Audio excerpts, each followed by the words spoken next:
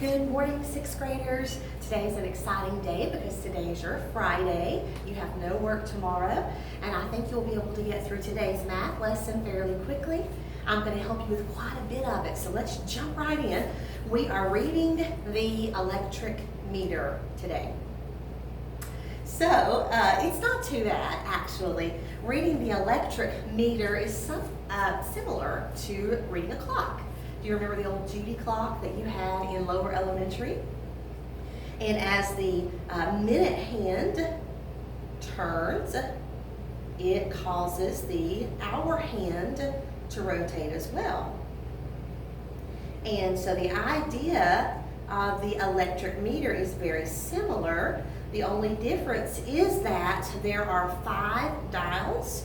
So the first dial affects the second dial. The second dial affects the third one, and so on and so on. The first dial would be on the 1 spot, and so as it turns, it causes the meter in the 10 spot to turn as well. So it's kind of similar to reading a clock.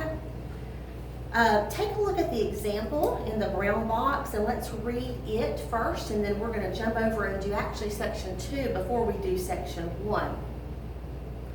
It says how many kilowatt hours were used from April the 7th to April the 20th. When you read the electric meter, you start with the ones dial, and the ones dial is all the way over to the right in your book.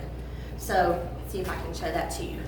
You would go all the way over to here. You read this dial first, okay?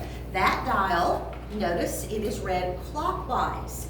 So that particular dial would be read as 1.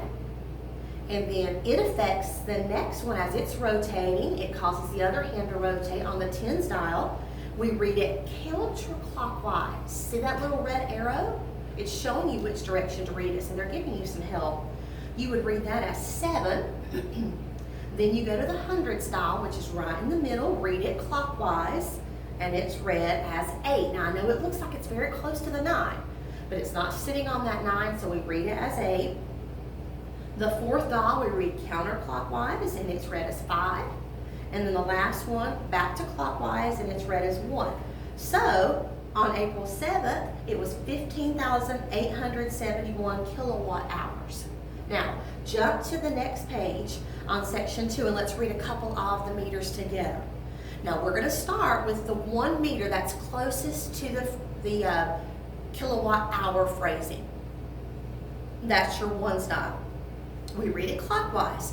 So you go around and you see that that dial passes, that little hand passes the 4. So that goes in your first blank.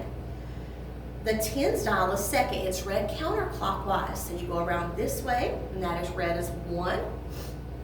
The middle dial, which is your hundreds, goes back clockwise, and it's read as 2. The thousands dial is counterclockwise, and it's read as 9. And then the one in the 10,000 spot, we read clockwise. So you go around, and it hits the 4. So your answer should say 49214. We would read that as 49,214 kilowatt hours. Let's try letter B just to make sure you've got it.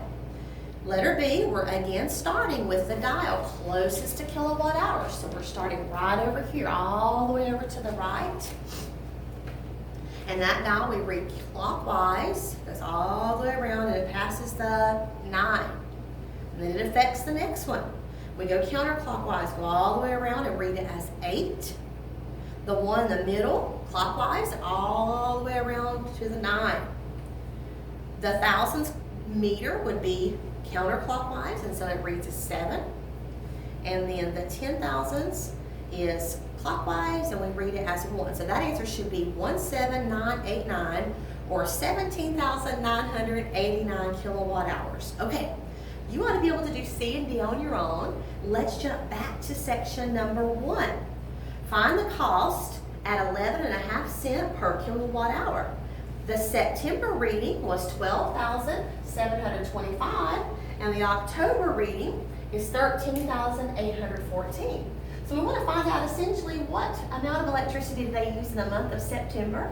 Our first step is to subtract. So we put our largest number as our menu end, and this will be our subtrahend, and I've already done the work for you.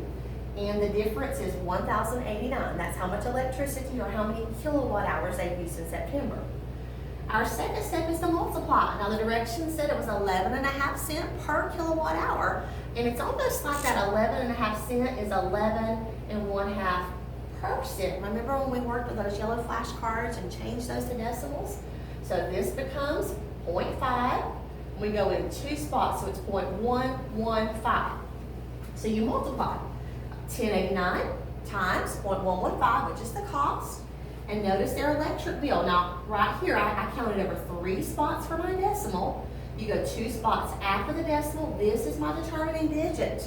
So I'm going to round that to $125.24. And that's what you'll do on section B. Just find the difference, subtract first, and then multiply it times 0.115. Okay, one more quick help on your story problems. Flip over to section 3. It talks about Mr. Davidson's electric company, and it talks about the meter reading, 1 meter reading, and then another meter reading. I'm just trying to kind of save time here. And it says, what did the meter read yesterday? You're simply just going to add. If you want to use your calculator, that's fine. Just punch in the 2 numbers, 1,256, 5,780, 1, and then the sum of that is your answer. And then for letter B, it's like this right here. Your first step is to subtract, and your second step is to multiply it times 0.13. All right, guys, that's it for today. Now listen, if your parents don't care, I would encourage you to try to look at the meter at your house. Normally you can find them with a heavy metal plate over it in your yard, and there's a little hole, and the meter reader will stick some type of stick in it and pull it open, and you can look down in there. And if your dad doesn't care, or maybe he wants to go out there with you, I think that'd be kind of cool to go out there and take a look at it and see what it looks like, see if you can read it, see if it looks like these particular electric meters. I don't know if they all look the same or not, but that might be a neat little learning experience for you. I hope you have a great day. I'll be back soon with a history video.